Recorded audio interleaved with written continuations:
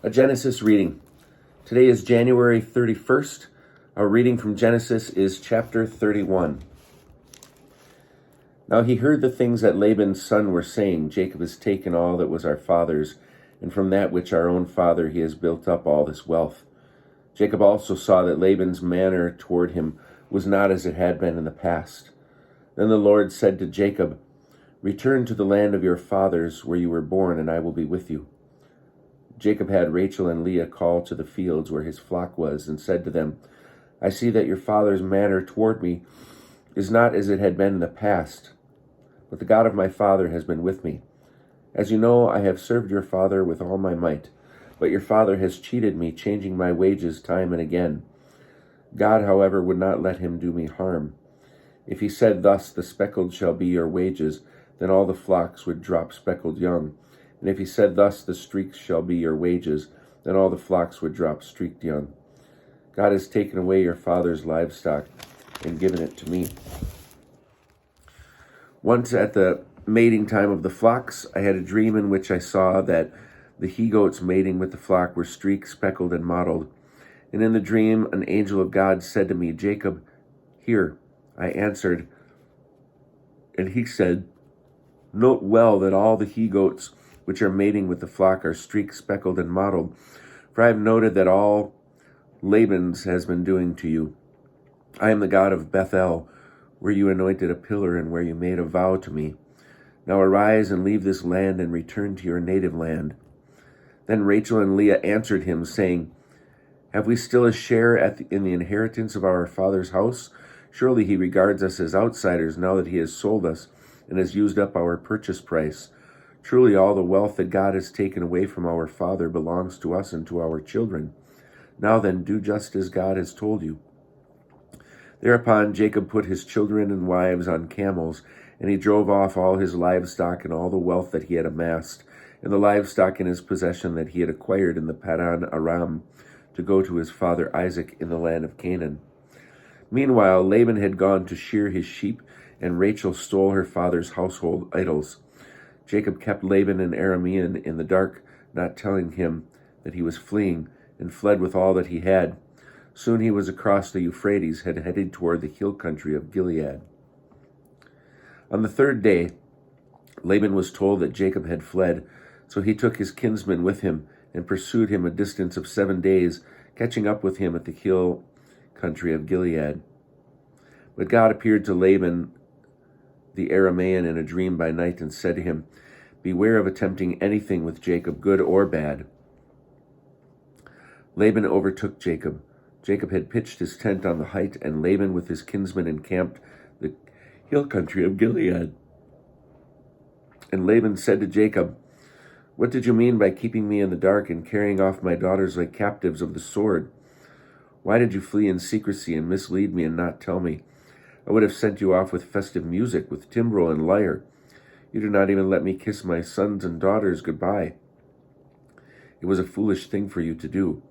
I have it in my power to do you harm, but the God of your father said to me last night, 'Beware of attempting anything with Jacob, good or bad.' Very well, you had to leave because you were longing for your father's house, but why did you steal my gods?" Jacob answered Laban, saying, "I was afraid because I thought you would take your daughters from me by force, but anyone with whom you find your gods shall not remain alive.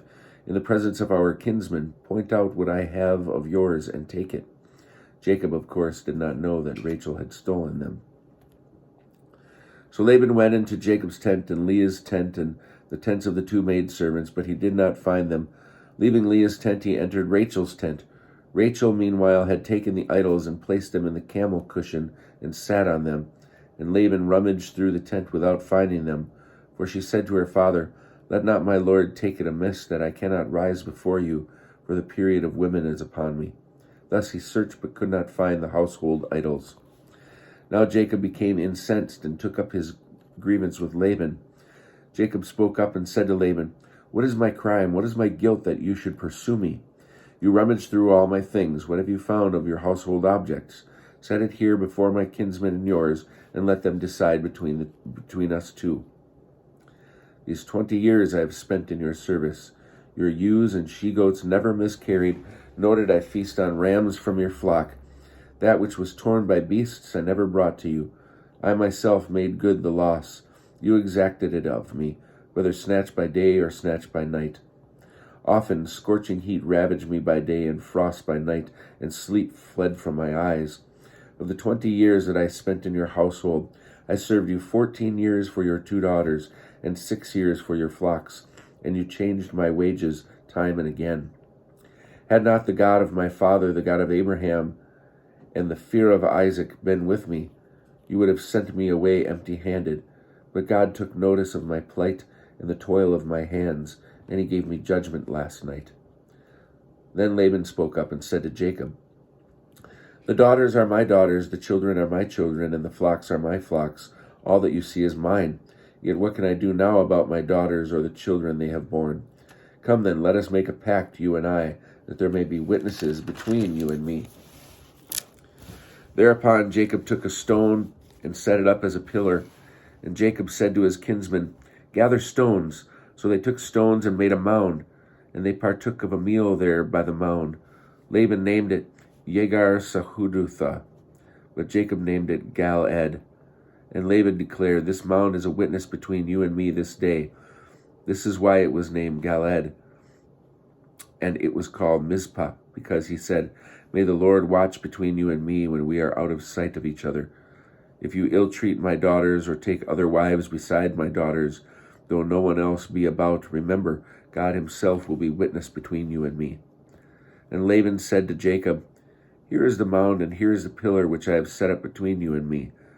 This mound shall be witness, and this pillar shall be witness, that I am not to cross to you past this mound, and that you are not to cross to me past this mound, and this pillar with hostile intent. May the God of Abraham and the God of Nahor, their ancestral deities, judge between us. And Jacob swore by the fear of his father Isaac. Jacob then offered up a sacrifice on the height, and invited his kinsmen to partake of the meal. After the meal, they spent the night on the height.